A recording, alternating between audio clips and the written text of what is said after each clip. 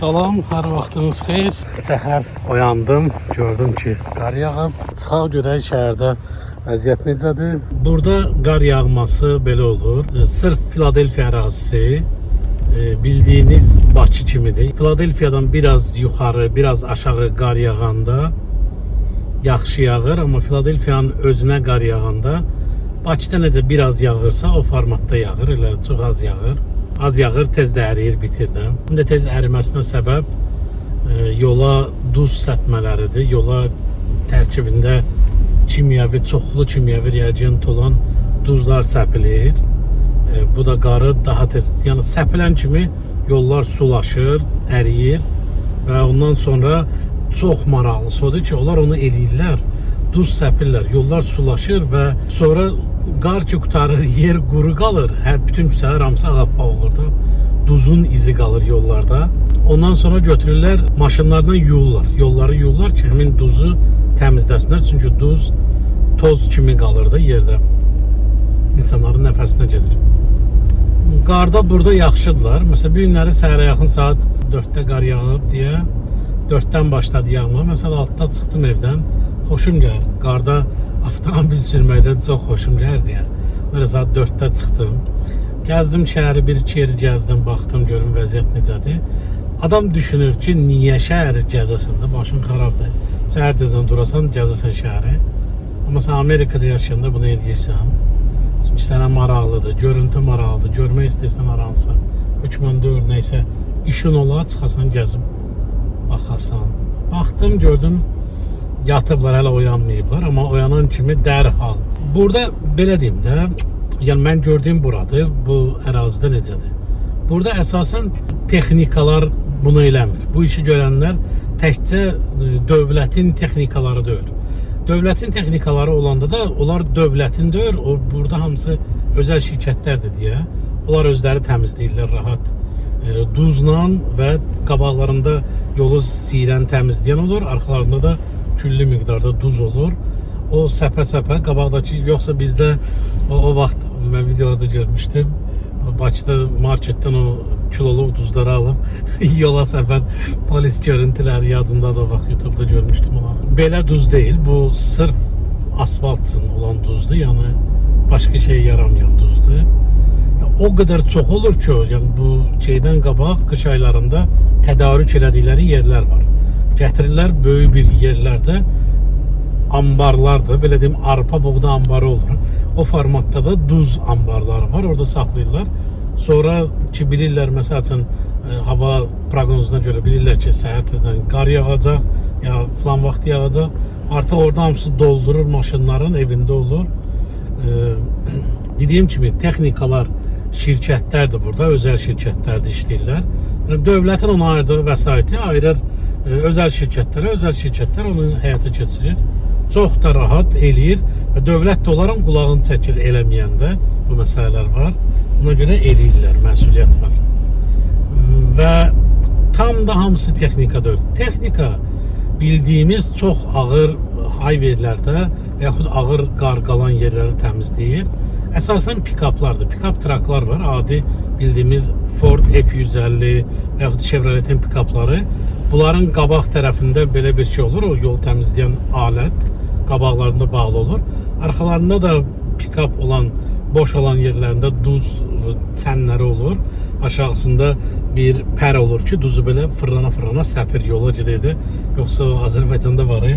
Görmüşəm bəzi videolarda götürür ki, maşının belində 2 nəfər gedir, lapatka ilə yola səpə-səpə gedirlər. Belə şey yoxdur. Yəni, sıravi, sadə bir texnikadır. Pərdir. Mərkəzdən qaçma su nasosların kimsə açıbsa bilər, onun içində bir pər olur, su onun içindən girir, dövr eləyir. Həmin o formatda bir şeydir, sadəcə yuxarıdan duz tökülür içinə, onun içində pərləri elədir ki, o duzu səpir hər tərəf. Bu formatda çox gözəldir. Bütün yola nə artıq tökür, nə az tökür. Maşın hərəkət eləyəndə o çalışır, onu səpir yollara.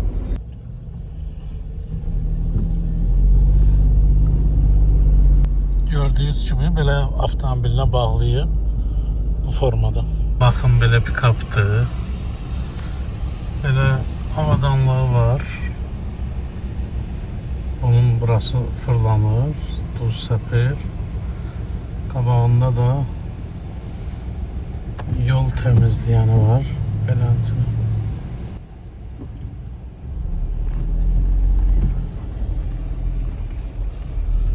Təkcə burada deyil. Bu tarafta da var biri. Qeyd elədiyim kimi yollar təmizdir. Görürsünüz, bu yanlarda qar olsa da yollar tərtəmizdir. Düzdür, bu hər yerdə belə deyil. Hər yerdə bu formada təmiz deyil yollar. O yollar ki, bizdəki kimi də, məsəl üçün bəzən mərkəz yolları təmizlər, kənar yerlər qalır. Burada da o şeylər var.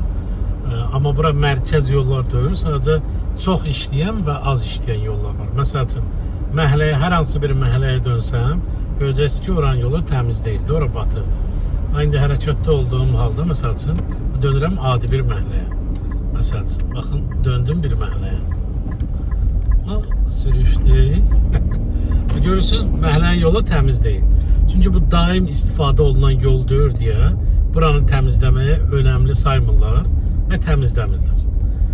Təmizləyirlər, ancaq o biri işləri bitirdikdən sonra təmizləyirlər, həyata keçirirlər. Belə sizə göstərim vəziyyəti. Yəni, qar bu formada yağıb bura. Bura dairədir. Sağda, düz, solda evlərdir.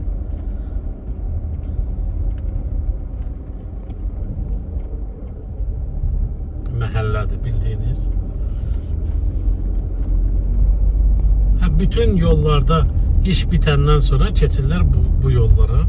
Çünki bu yollarda onsuz da hərəkət sürəti 25 maildir, yəni 40 kilometrdir hərəkət sürəti bu yollarda. Ona görə bunları önəm daşımır. Birinci bunları təmizləyim, məhəllələrin yolları təmiz olsun.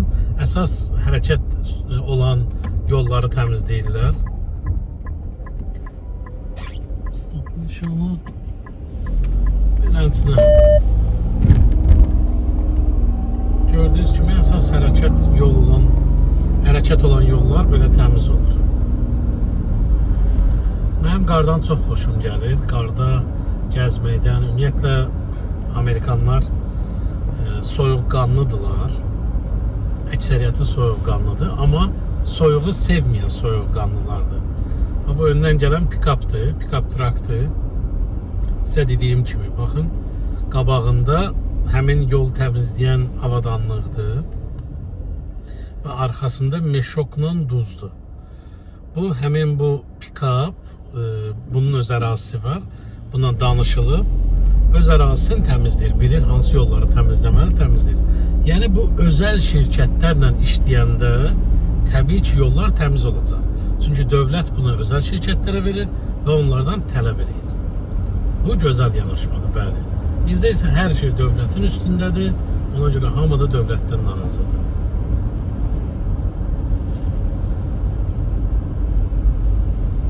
Piyada keçididir, işıqlı piyada keçididir. Yəni burada işıq siqnalı var, piyada oraya yaxınlaşanda basır və avtomobil dayanmalıdır. Dayanmadığı halda birdən polis görsə, vay onun halınadır. Bunu sizə deyirəm. Hərəkət elədiyim küçənin adı Bayberidir. Gedirəm Hatboroya. Hatboro köhnə şəhərdir.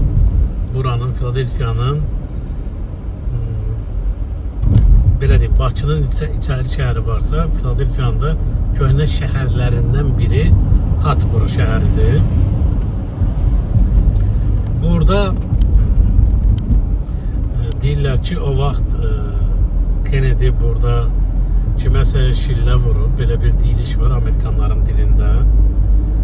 Dəqiq onu bilmirəm. Kennedy slap deyirlər Hatboroya, bilmirəmdir də. Bu sadəcə deyiliş üçün bir istifadə olunan jargondur, yoxsa həqiqətən belə bir şey olub. Getdiyim yer Hatboro. Deməli, burada hər ayın ilk həftəsinin 6-cı günü, ilk həftəsinin 6-cı günü maşın şouları keçirilir. Necə maşın şouları keçirilir? Yəni, kimdə nə old karlar, köhnə maşınlar, retro maşınlar varsa, atıb orada yol boyu sürürlər və cəmaət də orada gəlir, oturur. Öz oturacaqların, daşına bilən oturacaqların qoyur, oturur. Ya pivə içir, ya nəysə içə-içə bu maşınlara tamaşa edir. O maşınlar orada gəzəndən sonra bir yerdə dururlar və cəmaət o maşınlara baxır. Budur, buradır. Hatbora adlanan ərazi. Köhnə tikililər var burada. Köhnə bank binaları var burada. Köhnə yaşayış evləri azdır. Çox deyil burada yaşayış evləri. Bu solda gördüyünüz Dollar General sarı rəngdə emblemi olan. Bu nədir? Bu Amerikada, o mağazanın içindən sizə çəkiliş edəcəm. Amerikada çox ucuz satılan məhsullar orada var. Yəni 1 dollar dəyərində və yaxud 1 dollar 25 sent, 1 dollar 50 sent dəyərində olan məhsullar satılan bir yerdir Dollar General. Keçən videomda sizə Vavadan söhbət açdım. Həmin bu Zabegalovka, ayaqüstü gediləsi yer. Bugün ora gəlirəm. Sizə göstərim. Bax, solda yenə pikap görürsünüz. Yol təmizləməyə. Bildiyiniz pikapdır. Baxın, Vavanın qabağındakı dayanacaqlar hamısı 50 arabası olan adamlar üçündür. Yəni birinci öndə sırada bunlar olur. Əlilliyi olan insanlara önəmli üstünlük verilir. Birinci onlar olur qabaqda. Sonra o biri maşınlar, o biri avtomobiller saxlaya bilir. Bu həmin Vavanın binasıdır. Burada qaz balonları satılır. Sən köhnəni gətirib təzəni apara bilirsən.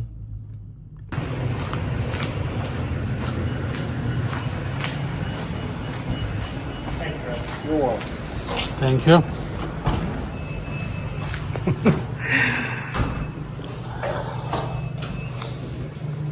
Belə bir yerdir. Burada snacklər, yəni qurudulmuş ətlər. Bu Amerikada belə şeylər Amerikaya xasdır. Belə şeylər satılır burada. Filmlərdə görürük, insanların ağzında belə şeylər olur. Nazik, pendirli ətlər, məsələn.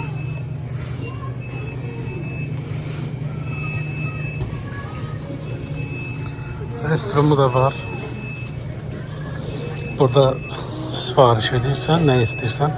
Mənim adətən burada istifadə elədiyim şey nədir? Şu. Adətən burada aldığım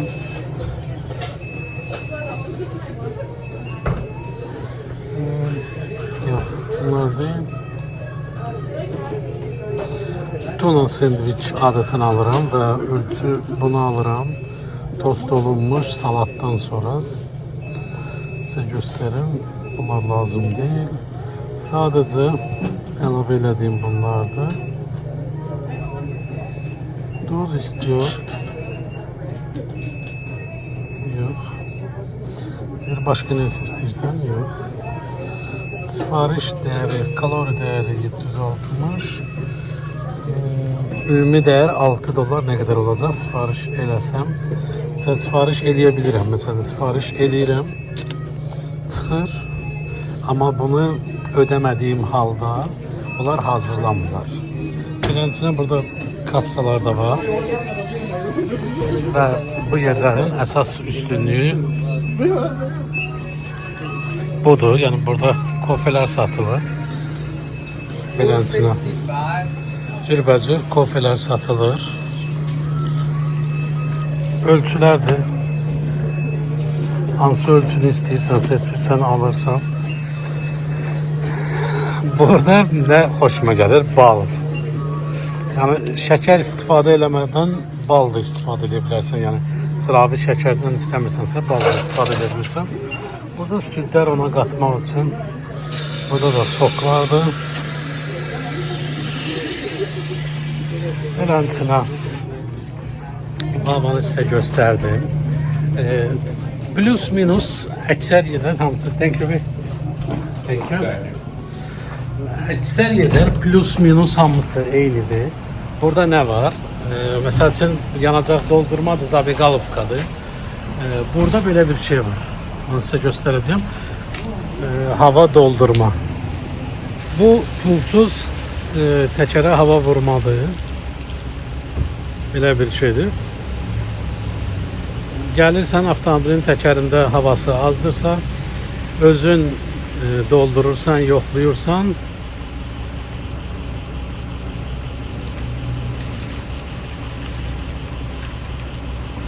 orada birinci dərəcəni seçir, nə qədər olmalıdır, neçə bar olmalıdır ya PSI olmalıdır seçir, təkərin təzyiqi nə qədər olmalıdır. Onu seçir, sonra havanı doldurur, ya boşaldır, beləsinə davam edir. Burada Vavalarda hamısında yox, əksəriyyətində bu var. Dediyim kimi, baxın belə pikaplar yolları təmizləyir. Həm əslində Vavadan alası bir şeyim yox idi. Sadəcə sizə göstərmək üçün gəldim. Belə deyim, Vava mənə burada Azərbaycanı ilk əvəz edən yer olub. Çünki Vavada mən istədiyim dadı Vavada tapa bilmişəm. Burada bizim ölkədən gələn adamlara çətin olur. Ağız dadımıza uyğun gəlmir çox yeməklər. Mənim bir dostum var burada, Elmar adında. Elmar salam. Salamlayıram Elmarda. O mənə məsləhət görmüş ki, Vavada tuna sendviç salat yeyərsən. Mən də tuna sendviçin dadına baxdım. Gördüm ki, bəli, həqiqətən Azərbaycandan gələn insanın ağız dadına uyğundur. İndi gələcəkdə bəlkə sifariş eləyəndə, indi əsasən evdə yemək yeyirəm. Çöldə çox da yemirəm. Çox az hallarda olur ki, evə gəlməyə vaxt olmur. Çöldə yeyirəm, onda Vavadan alıram, alanda da tuna sendviç və yaxud sup alıram. Bunu alanda sizə göstərəcəyim. Bu həmin Hatburun ərazisidir, sizə göstərim. Necə balaca bir içəri şəhərdir. Burada qar yağdığı halda sən öz driveway-i, yəni driveway hərfi tərcümə, drive survey yol, yəni öz evin yolun təmizləməlisən. Çünki sənin evin yolu burada mütləq səki ilə üst-üstə gəlir. Sənin evin qabağındakı yol, yəni burada məsəl üçün evə gedən yol səkidən keçir axı. Avtomatik olaraq sən evə düşən hissəni, sənin evin ərazisinə düşən hissəni təmizləməlisən. Təmizləmədiyin halda, sən evin qabağından kimsə keçəndə, yıxıldığı halda, zədə aldığı halda ona görə sən məsuliyyət daşıyırsan. Yəni onun bütün tibbi xərclərin və yaxud mənəvi ziyanın, hər bir şeyin sən özün ödəməli olursan. Ona görə insanlar o pul çıxmamaq söhbəti var deyə ki, pul ödəməsinlər. İnsanlar burada, çünki hamı yıxılmır da, bəziləri bilərəkdən yıxılır ki, pul alsınlar bu vasitə ilə. Ona görə insanlar elə şeydə diqqətlidirlər, evlərinin qabaqlarını çalışırlar qar yağan kimi tez təmizləsinlər ki, təmiz olsun. Ki kimsə, sən ölkədə o qədər şeylər görüblər ki, yəni evin qabağında kimsə biraz qar qaldı, gəlib tez yıxılar, gedər şikayət eləyər, ona görə çalışırlar tez təmizləsinlər, saxlamırlar. Evlərinin qabağında qar saxlamırlar.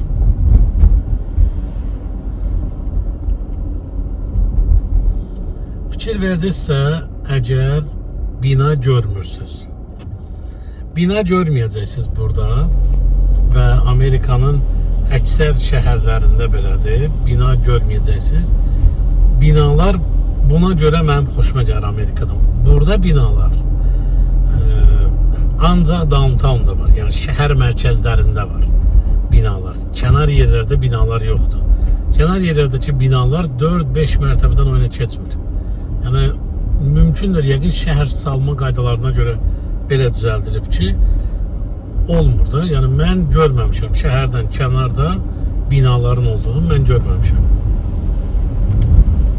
Ona görə şəhər boş, rahat və normal havalı görsənir də. Havası gözəldir hər yerin. Bizdə harda gəldi bina tikirlər. Ona görə də hər yerdə hava yoxdur, havasızdır. Bu arada keçən səfər də qeyd elədim, yenə də deyirəm. Mən gördüyüm ölkələrin içində ən gözəl yollara sahib ölkə deyə bilərəm ki, Azərbaycandır. Düz deyində Azərbaycanda mən şəhər yollarını deyirəm, yollarını demirəm. Yəni kənd yollarını demirəm, amma əksər şəhər yolları Amerikanın yollarından qat-qat gözəldir. Bir dənə mənə çatmayan orada bir xüsusiyyət var ki, Azərbaycan yollarında avtomobil sürəndə çox bərkdir yollar, asfaltda elə bil amortizasiyası yoxdur asfaltın. Ya nə burada ya asfaltın tərkibində nəysə rezin tərkibi var, nədirsə buranın asfaltı pis olsa da yumuşaqdır. Elə bil ki, Azərbaycanda avtomobil sürəndə sən istəyirsən ki, beton üstə sürürsən. Burada sürəndə istəyirsən ki, sən asfalt üzərində sürürsən. Amerikada belə bir şey var. Burada deməli məktəb avtobusları var, hamı bilir. Amerikada məktəblərdə əsasən məktəb avtobusları olur ki, uşaqları məktəbə aparır, məktəbdən evə aparır. Bu da bütün məktəblərdə yoxdur. Kasıb məktəblərdə bu yoxdur, amma əksər məktəblərdə var. Məsələn, şəhərə yaxın yerlərdə bu yoxdur. Şəhər, Filadelfiya mərkəz tərəflərinə yaxın yerlərdə, bu Afro-Amerikalı qardaşlarımızın yaşadığı ərazilərdə bunlar olmur. Bu məktəblərdə avtobus olmur, çünki ucuz ərazilərdir və kraymı böyük olan. Yəni ki, necə izah edeyim bunu? Orada hadisələr çox olur. Məsəl üçün, oğurluq, adam döymə, adam vurma, adam öldürmə. Bu arada sizə deyim ki, Filadelfiyada heç olmasa gündə bir nəfər adam öldürülür, güllələnir. Düşünərsiniz ki, necə Amerika polisi burada hər şey belə daha ciddidir. Əslində səbəb nədir buna? Səbəb silahın əlçatan olmasıdır. Amerikada silah çox əlçatandır. İstənilən adam gedib silah ala bilir. Və bunu nəzərə alsaq, bu əlçatanlığı nəzərə alsaq və nəzərə alsaq ki, bunun bir qara bazarı da var. Bütün ölkələrdə bu belədir. Bir şey realda satılırsa, onu qara bazarda fərqli qiymətə satılır. Yəni belə deyim də, sənədsiz gedib $200 bir qaradərli qardaşımızdan sən silah ala bilərsən və o silah heç yerdə qeydiyyatdadır. Sən İraq-İraqda, sən gedib kiminsə həyatına son verə bilirsən və bu tapılmır. Yəni hər yerdə kameralar yoxdur. Bizim Bakıda belə deyil. Bakıda çox yerdə kameralar var. Rayonlarda da artıq belədir. Çox yerdə kameralar var. Burada çox şey insanlara güvəndən asılıdır. İnsanlara güvən çox olduğuna görə, məsəl üçün mən 2 il əvvəl avtoqaza keçirmişdim Easton şəhərində. Dostumla 3 nəfər idi, maşında idi. Mən qabaqda oturmuşdum, sürücü başqası idi. Təhlükəsizlik kəmərini taxmışdıq, mart ayı idi. Gedib UFC döyüşünə baxmağa gedirdik.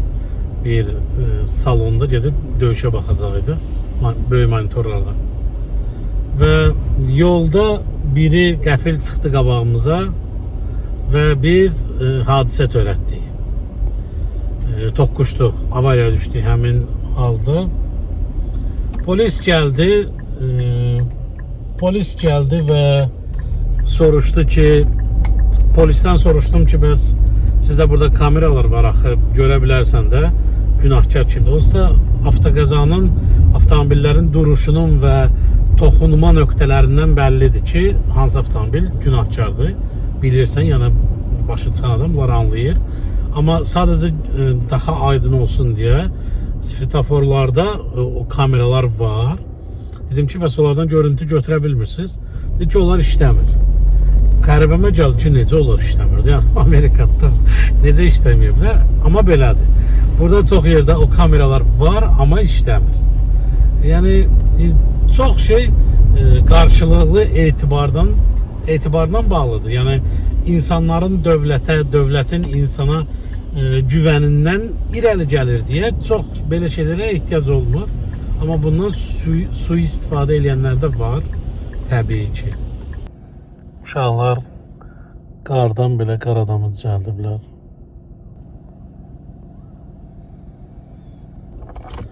Avtobuslardan danışmaq istəyirdim. Deməli, Amerikada bu məktəb avtobusları ki var. Həmin bu məktəb avtobusları yolda dayandığı halda onların böyründə bir stop nişanı var. Həmin stop nişanı açılır və sürən avtomobillər fərqi yoxdur. Hansı avtomobil olur olsun dayanmalıdır. Bu çox önəmli faktordur. Çünki dayanmadığın halda polis görməsə əgər sən birinci səfər 300, 500, 600 dollardan keçirsən, bu məsələdən qurtulursan. Növbəti səfər isə bu belə olmur. İkinci səfər mənim tanıdığım adamlar var ki, birinci səfər hətta 500-600 dollar cərimə olunublar. Polis bu avtobus dayandığına görə yol verməyən, dayanan, yəni yol verməyən necə? Avtobus dayandısa, məktəblini daşıyan avtobus dayandığı halda mütləq saxlamalısan. Əgər onda stop nişanı çıxıbsa avtobusda, böyründə stop nişanı ki var və əgər çıxıbsa, sən saxlamadınsa, bu böyük bir cinayətdir. Amerikada vergidən yayınmaq kimi bir cinayətdir, belə deyim sizə. Çünki onu polis gördüsə, sənə əfv olunmursan, yəni məhkəməliksən və məhkəmədə də polis sənin üzvə durur da. Yəni bilsən necə? O bağışlanmayan səhv kimi bir şeydir. Ona görə məhkəmədə ya pravavı müvəqqəti əlindən alırlar, ya böyük cərimə ödəyirsən və ya nələrsə olur, onları dəqiq bilmirəm. Mən bildiyim odur ki, sənin əlindən alırlar sürücülük vəsiqəsinin müvəqqəti məhdudlaşdırılır, sürmə hüququ və böyük cərimə 500, 600, 300 dollar. Mənim məsəl üçün dostum belə olmuşdu maşınla. Sol tərəfdə avtobus saxlayıb, bu getdiyi yolla avtobusun arasında 4 maşın yolu var. 4 yol var ki, ortada da xət var. Ondan sonra, yəni uşaq oradan oraya qaçıb gələ bilməzdi, amma təhlükəsizliyə görə o saxlayıbsa avtobus, mütləq saxlamalısan. Ona 300 dollar cərimə gəlmişdi. Polis görmədiyinə görə, yəqin birinci səfər olduğuna görə 300 dollar cərimə gəlmişdi. Bu da böyük cərimədir, bunu arada deyim. Odur ki, Amerikada məktəb avtobusuna yol verməmək böyük bir qəbahətdir, mütləq yol verilməlidir. Bu arada deyim ki, bəzən danışanda dilimdə, ləhcəmdə nəysə fərqlilik ola bilər. Çünki bu təbiidir. Mən Lənkəranda böyümüşəm. Qohumlarımda nənələrim, nənələrim yox, bir nənəm Talış dilində danışırdı. Ana tərəf Talış dilində danışanlar var idi. Ata tərəf yox idi, amma nəysə onda təsiri vardı dildə. Lənkərandan çıxıb, Lənkəranın ləhcəsi var. Ondan sonra gəlirsən Bakıya, Bakıda sənə başlayırlar.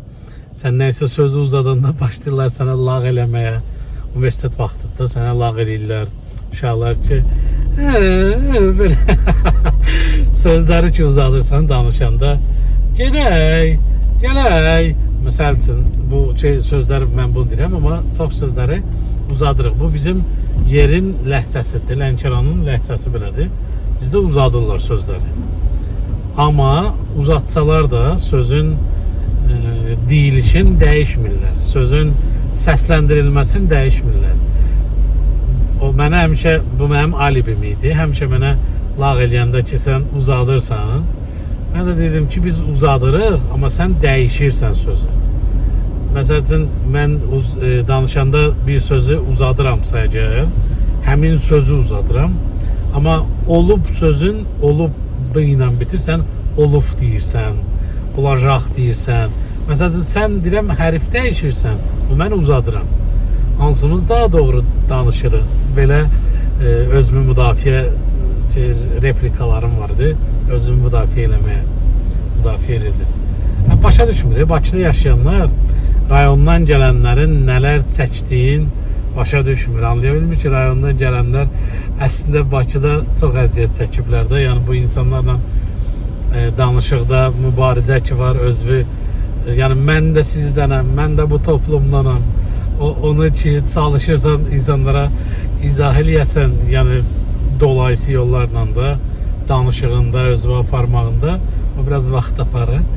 Amma əslində elə hərə özü kimi olsa daha yaxşıdır. Mən çox mübarizə aparmırdım, amma aparırdım.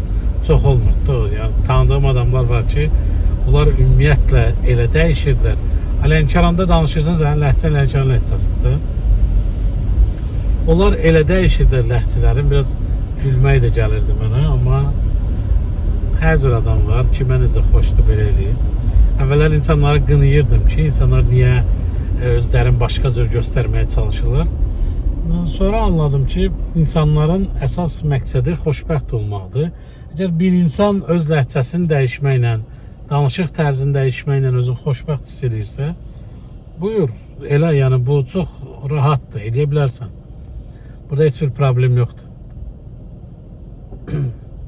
Mən əvvəl düşünürdüm ki, yox, insan səmimi olmalıdır, həqiqət olmalıdır, düzü danışmalısan, düz olmalıdır. Sonra fikrimi dəyişdim ki, yox, insanlar bunu xoşlamır. Sən oynamalısan. Bu sadəcə oyundur və sən oynamalısan. Oynamağı bacarandan sonra sən rahat yaşaya bilirsən. Və sən istədiyin kimi yaşaya bilirsən. Elə oynamağı bacarasın. Maşının şotkası yaxşı işləmir. Çünki bu artıq ikinci qardır ki, donur və ondan sonra yaxşı təmizlənir. Əvvəl aldığım maşının şotkası daha yaxşı idi. Bu səfər ucuzunu aldım. Yəni əvvəlkidən 2 dəfə ucuzunu aldım.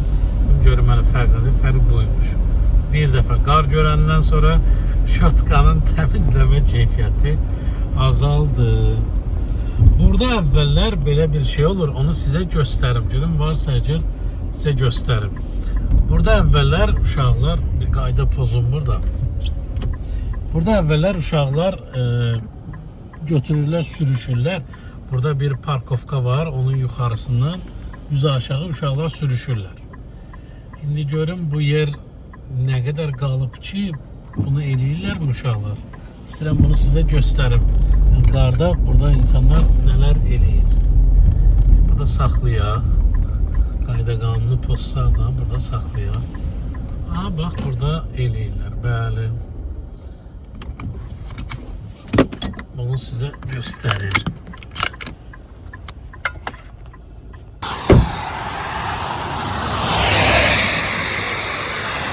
Uşaqlar burada beləmsinə sürüşürlər.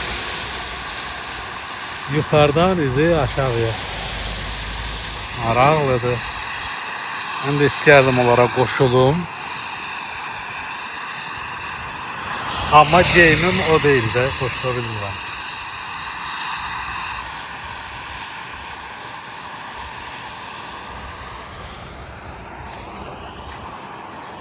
Burada sadəcə bir parkingdir. Bu yük maşınları zadı burada saxlayır.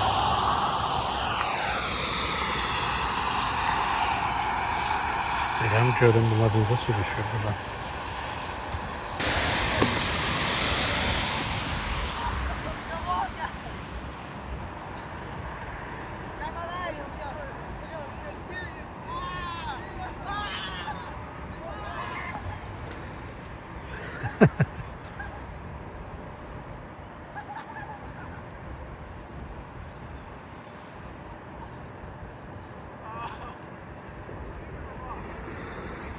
Belə maraqlı keçirirlər vaxtlarını. Məktəb avtobusları ilə bağlı başqa bir fakt var ki, burada təkcə məktəb avtobusları dayananda, yəni hamı dayanmalıdır. Yəni, dayananda yox, məktəb avtobusu stop eləyəndə, şagird götürməyə, tələbə götürməyə stop eləyəndə, yəni stopu yananda onda hamı dayanmalıdır, belə dayananda yox. Təkcə bu deyil, məktəb avtobusları burada yol ayrıcılarına çatanda, hansı ki 4 yoldur və o yol stop nişanlanması ilə tənzimlənir. Orada dayanıb, bizdə avariyka deyirlər də, onun şeyini bilmirəm, necə tərcümə edeyim. Orada dayanıb 4 yanma, dönmə işığın 4'ünü də yandırıb dayanırlar, sonra hərəkət edirlər. Belə bir nədir, nəyədir bilmirəm, amma nəyə görə belədir bilmirəm. Bir də dəmir yol keçidlərindədir. Dəmir yol keçidlərində bu formadadır. Yəni mütləq dayanmalıdır. Yolun tam təmiz olduğunu görməlidir. Bu arada deyim ki, dəmir yollarında burada, dəmir yolları adi yollarla çox birləşir və bizim bildiyimiz sıravi Azərbaycanda kimi deyil. Dəmir yolları ilə adi yolların kəsişməsi hiss olunmur. Yəni elə keçir ki, hiss olunmur və bəzi yerlərdə şlaqbaum var, amma çox yerlərdə şlaqbaum yoxdur. İndi onu necə tənzimləyirlər onu bilmirəm. Olmayan yerdə birdən maşın gələr necə olur onu bilmirəm. Necə tənzimlənir? Yəqin ki, oradan daimi qatar keçmir. Hansının nəysə keçəndə çox güman ki, yolu bağlayırlar. O dəmir yol keçidlərində mütləq saxlayıb ətrafa baxırlar, sonra sürürlər. Və avtobus sürücüləri, buradakı həmin o avtobusun sürücülərin əmək haqqı yüksək deyil. Onlar bir səhər uşaqları gedib maşını götürüb, avtobusu götürüb, gedib uşaqları aparıb düşürdürlər. Sonra günorta ya axşamüstü gedib qaytarırlar yerinə, evlərinə. Və onların maaşı 3500, 3600, 3700, bəzi yerdə plus minus yuxarı aşağı olur beləsinə. Aylıq əmək haqqısını deyirəm. Ora insanlar niyə gedir? Çünki orada başqa benefitlər var. Yəni başqa sığorta növləri var, nələrdəsə benefitlər əldə edirlər, ona görə insanlar ora gedirlər. Burada belədir.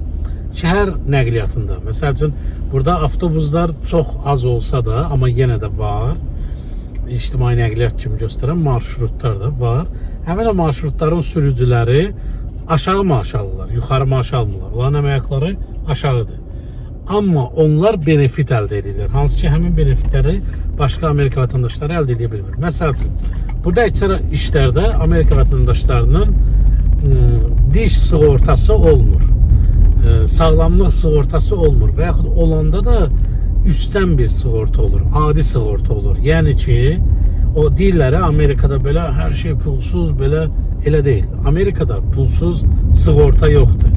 Amerikada sistem elədir ki, sən burada pulsuz nəysə tapa bilməzsən. İndi izah edəcəm nəyə görə. Amerikada pulsuz tapa biləcəyin bir şey var. O da ac olaraq, yəni yemək axtarırsan, tapa bilmirsən. Kilsələr və yaxud xüsusi yerlər var ki, sənə yemək verir pulsuz və yaxud geyim verir pulsuz. Bu yerlər var. Məsələn, bunu əldə edə bilərsən, pulsuz bunlardır. Sığorta pulsuzdur, niyə sənə pulsuzdur deyim. Amerikada sığorta sənə pulsuz ona görə olur ki, sən göstərirsən ki, vergi hesabatında mən heç nə qazanmamışam. Yəni, heç nə qazanmamışam, pul qazanmaq üçün pul qazanırsan, amma deyirsən heç nə qazanmamışam. Bu necə olur? Məsəl üçün, sənin ölkənin minimumu var da, ştatın minimumu var. Məsəl üçün, ştatın minimumu aylıq 2800, 2900 və yaxud 3000 nə qədərdir? Sən gəlirimi göstərirsən ki, mənim aylıq gəlirim budur, yəni minimumdur da. Ona görə səndən dövlət pul almır sığortaya görə. Yəni, mən göstərəm ki, mənim illik gəlirim 65 mindir. Mənim sığortam olur 200 dollar, 230 dollar aylıq. Və bu sıfır ödəniş eləyəndə o sığortadan yararlanır. Ayda 200 dollar, 250 dollar ödəyəndə o sığortadan yararlanır. Adam düşünür ki, bu ədalətsizlik, xeyr, bu ədalətsizlik deyil, bu ədalətlilikdir. Çünki insan var ki, az qazanır, o da o xidməti alır. İnsan var ki, çox qazanır, o da o xidməti alır. İnsan var ki, illik gəliri 100 min və daha artıqdır. Təbii ki, o sığortanın daha çox pul verəcək, amma eyni xidmət alacaq qarşılığında. Amma bizimkilər nə edir? Bizimkilər deyəndə ümumiyyətlə miqrantlar nə edirlər? Onlar çox pul qazansalar da, onlar öz aləmlərində ağıllıdırlar axı. Aldadırlar dövləti. Yəni ki, mən bu qədər qazanmıram. Çox az qazanıram. Pulum çox, qazancım çox azdır. Çox göstərirlər də, necəsə variant edirlər, göstərirlər ki, az qazanıram və az qazandığına görə təbii ki, o, yəni az qazandığını göstərir ki, az qazanır. Yəni vergi hesabatında göstərir ki, mən böyle az qazanmışam və yaxud qazanmışamsa da bura vermişəm, ora vermişəm, məndə pul qalmayıb. Ona görə onun sığortası olur 0. Və bu o demək deyil ki, Amerikada sığorta 0'dır, heç nə ödəmirsən. Xeyr. Sən variant eləyirsən, maxinasiya eləyirsən, bunu əldə edirsən. Elə şey yoxdur burada. Pulsuz xidmət yoxdur. Əgər bir xidmət pulsuzdursa, səbəbi var. Yəni onun səbəbi var. Dövlət heç kimi boynunda gəzdirmir. Burada belə bir qayda yoxdur ki, mən yeyim yatım evimdə mənə pul versin. O Şabanın filmlərində görmüşəm. Onlarda belə bir şeylər var. Almanya'da gedib yaşayır, nə bilim uşaqlı olur, dövlət ona pul verir. O sadəcə orada yaşayır, artırır, özünə zavod, çoxlu uşağı olur və artırır özünə zavod, başqa şeylər alır. Bu Amerika reallığı deyil. Amerika reallığında sən işləməlisən, Amerika reallığında sən vaxtını verib pul alırsan. Əgər bir insan vaxtını vermədən pul alırsa, orada başqa nüanslar var.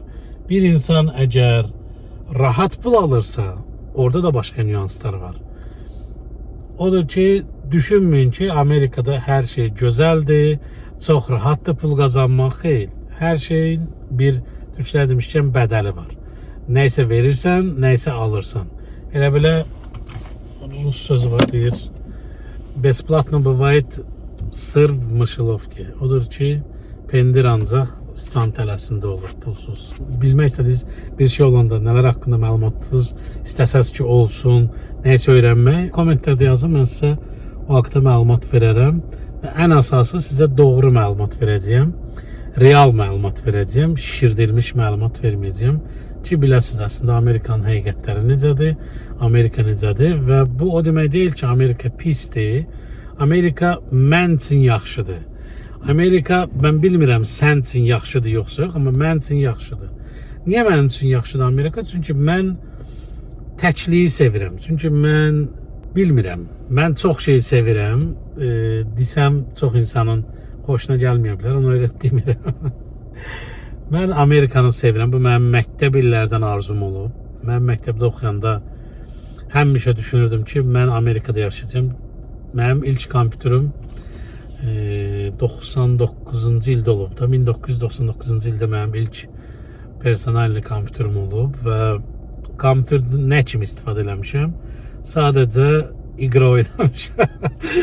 Çox Azərbaycanlı kimi sadəcə iqra oynamışam. Amma bir şey orada eləmişəm ki, Word-də yazmağı öyrənmişəm. Word-də cədvəl çəkməyi öyrənmişəm. Word, Excel-də orada mən kitablar qoyurdum qabağıma. Boş vaxtım onda kitabı qoyurdum. Oxuya-oxuya yazırdım. İstəyirdim, həmişə filmlərdə görürdüm ki, o yazırlar, klaviaturaya baxmadan yazırlar və həmişə istəyirdim ki, onu eləyə bilim mən də. Klaviaturaya baxmadan yazım. Ona görə başladım, kitabları qoyurdum, oxuya-oxuya yazmağa və boş-boşuna mətnlər yazırdım özüm üçün hər gün. Kompüterdə yazırdım ki, öyrənim və bir yerdən sonra artıq mən başladım o filmlərdə gördüyüm kimi tez-tez klaviaturaya baxmadan yazı yazmağa, oxuyaraq yazmağa.